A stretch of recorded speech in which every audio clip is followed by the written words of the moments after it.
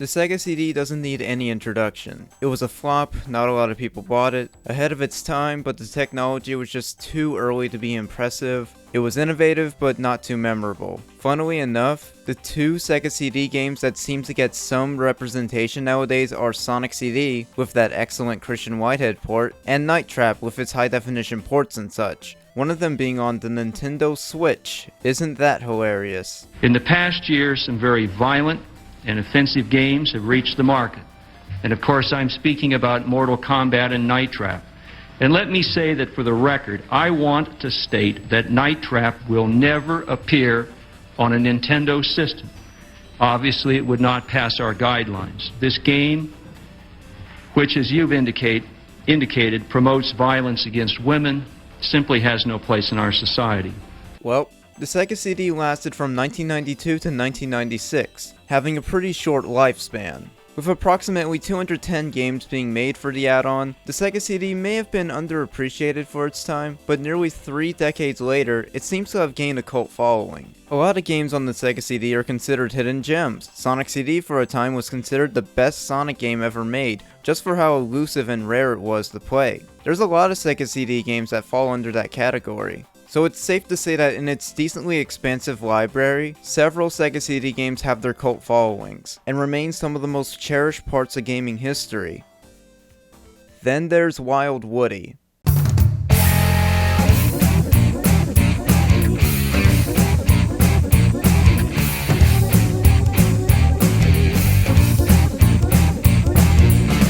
Wild Woody, oh boy. Developed by Sega Multimedia Studios and published by Sega of America, Wild Woody was released in 1995, right near the end of the Sega CD's run. I became aware of this game because of the Only Plays series, so thanks again, Ding Dong. Well, the title can already be considered an innuendo, so how the hell was this game rated kids to adults? What the hell is this character design? They basically just took a pencil and gave it limbs. It's one of the most horrendously lazy video game characters I've ever seen. I can design this damn thing. Watch. 1, 2, 3, bam, Wild Woody. This game is also incredibly rare to find. It goes for about $100 on eBay. So it costs a pretty penny to get a copy of this game. However, I came across one disc-only listing for $30, and I bought it. Yup. I own Wild Woody. This is gonna be on my will. I don't even have a Sega CD to play it, so we're gonna have to turn to emulation to play this crap. Let's start the game. These menus are really appealing. Woody is making really smug faces every time you see him. Let's hit start. Jesus, these Sega CD FMVs. I wonder what a HD remaster of Wild Woody would be like if they were able to restore these cutscenes. Then again, I probably wouldn't want them to be restored because... Oh, my aching back. Looks like those jerks are loose again. Now I gotta find me some muscle to bring them back. Not much to work with here. Say, now that one's got potential. Wake up, pal. You and me got work to do. There he is. Oh, look at how wild he is. Whoa, big fella. You got a name, Leadhead? Call me Woody. Wild Woody! Please stay out of my personal space. My good man, as of 15 seconds ago, I was born to save the world. Where do I start? Squidlips went into that pirate book, jumping after him and look for sketches in there. Any sketch you draw will come to life. Now go!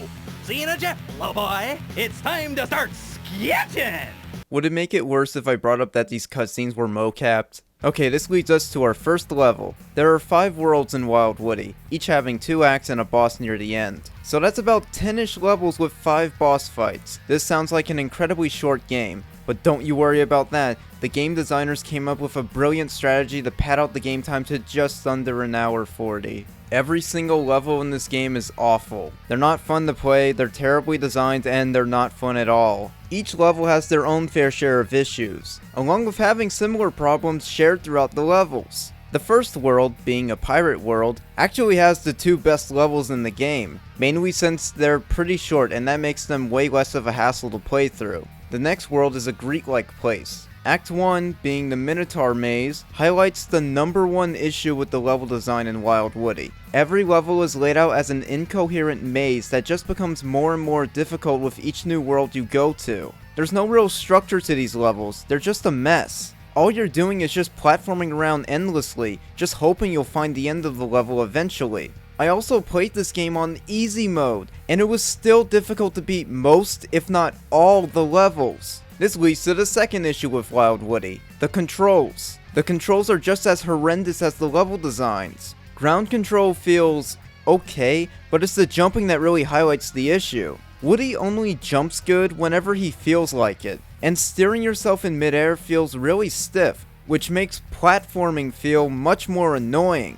Oh yeah, throughout the levels you can collect sheets of paper. These sheets of paper can allow Woody to draw things. You can select what to draw by pausing the game, but it seems to only allow you to draw whenever it feels like it, even after you've collected a bunch of paper.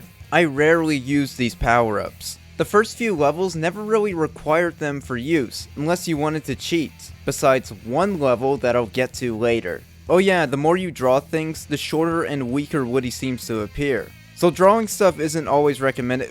Wait, why the fuck am I saying this like other people are gonna bother playing this game? Woody can also erase enemies in certain parts of the world he's in. Erasing enemies usually works, but if you're in a closed-in area it doesn't always register. However, when it comes to erasing parts of the levels, there's almost no indication on what can be erased or not. Some parts it is obvious, but other times, you're just endlessly and hopelessly erasing the ground until you finally find the sweet spot that the game wanted you to erase. Why didn't they make this mechanic more easier to use? It's an eraser! I should also add that every time you beat a level, you get more of the Sega CD FMV cutscenes, and all of them are about on par with the first cutscene. Whether that's a good or bad thing, I'll leave up to you. Alright! My creative juices are flowing now! Who's next? Brimstone. He blasted into that picture. It used to be a Greek painting. Now you're looking at Olympus, home of the gods. They won't know what hit them. Look upon what used to be my mighty empire. It's completely ruined. Hope you got insurance, Brimmy. Looks like a total loss. How the hell does Woody understand pop culture when he was literally just created? He even mentions that all he knows is his name in the opening. Oh, who gives a shit? Back to the Greek world, it sucks. The first act has an annoyingly laid out maze, and the second act has irritating platforming segments. Not fun. World 3 is a mechanical world, and wouldn't you believe that this level has the same issues as the last one, and is also worse? Act 1 is god-awful. I spent 10 goddamn minutes in this level trying desperately to find the exit, but I just couldn't. There are arrows telling you where you need to go, but they were almost useless here since I couldn't finish the level properly. May I also remind everyone that I'm playing this game on easy mode. So with me being totally stuck, I had to look up some cheats for the game. To unlock cheat mode, you have to plug in a second controller. Great. At the title screen, hold A and C on controller 1, then left and B on controller 2. If you did this correctly, you'll hear a sound effect. Then while in a level, you can use the cheats. The two cheats I used were pressing start on controller 2 to access the level select, and pressing A on controller 2 to refill my health. This proved helpful for most boss fights. Apart from the final boss, it doesn't seem to work there for some reason. I also used the level select to access these bonus stages that are pretty difficult to get to. These really show off the Sega CD's hardware with its 3D looking graphical details. All you're doing is traveling through mazes collecting power-ups, and you also have to reach the exit. So how about that? Eat shit, Sonic CD. Wild Woody is where it's at. What's with this game and its maze-like levels? Anyways, mechanical level Act 2. This level sucks. Damn these annoying platforming segments and confusing level structures. Why is this a repeating pattern in the game? Fuck.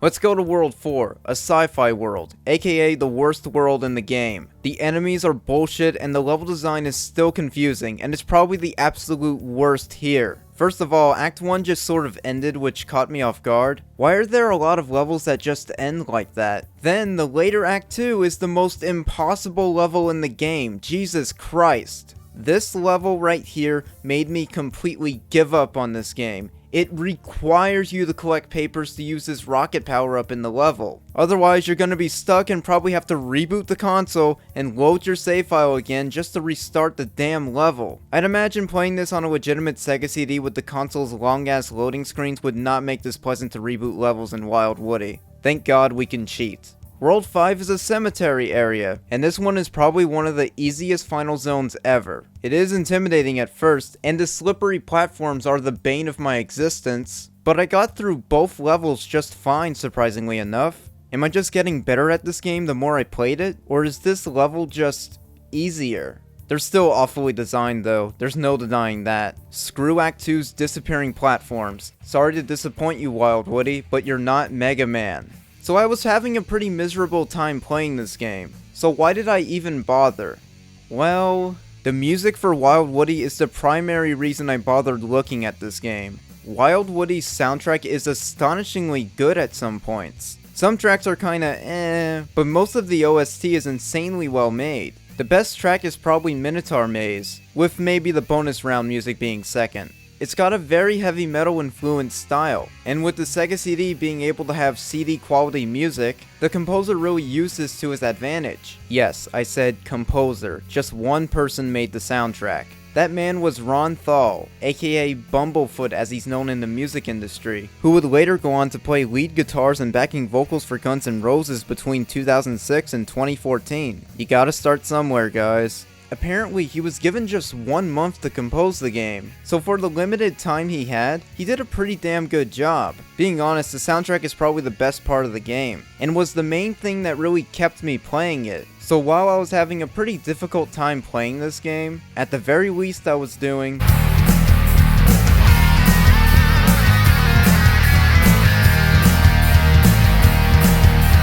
moving on, the boss fights are pretty crappy. Is that really a surprise? Most of the bosses just consist of platforming to the top and erasing their heads. This can be incredibly easy to do, but it could also never register Woody erasing their heads, which can be really irritating. The final boss is easy? Probably the easiest boss in the game. All you have to do is just direct this monkey to a flusher on the toilet, then drain the toilet to get the last stone tablet or whatever. I'd complain about how the final boss was too easy, but screw that, the game is over now. Woody, I can't believe it! You're sharper than I thought! You did it! Yeah, what I did was bust a gut. Cheer up, you just saved the universe. Once you toss Tombstone on top, I'll put these bozos back on ice. Thanks again, Woody. I'll see you next time the world needs saving. Yeah, only if we sell a zillion units. Oh, Woody. No one bought this game. We're not getting a Wild Woody 2 anytime soon. Unless Christian Whitehead wants to remaster this game with his retro engine, God forbid. So that was Wild Woody. It was shit. This is one of the most terrible platformers I've ever played. And there's probably a good reason as to why this game is so forgotten nowadays. Is it one of the worst games ever made? I wouldn't go that far, but it is really bad. It's definitely a unique specimen of its time. It came out the same year as flippin' Toy Story. For God's sake, we got 2 Woody characters in the same year. Jesus. Apart from the soundtrack, I really don't recommend checking out Wild Woody. Maybe emulate it as a joke, but don't bother spending the money to get an actual copy of it, like I did. I mean, at least in my case, $30 is better than $100. I guess that's a good place to end this off. Why did I bother giving this game a review? Of all the games I could have looked at, I chose an obscure, bizarre game starring such a horrendous character. Just hilarious. Of all games and characters, just why? Why did I choose Wild Woody? I don't know.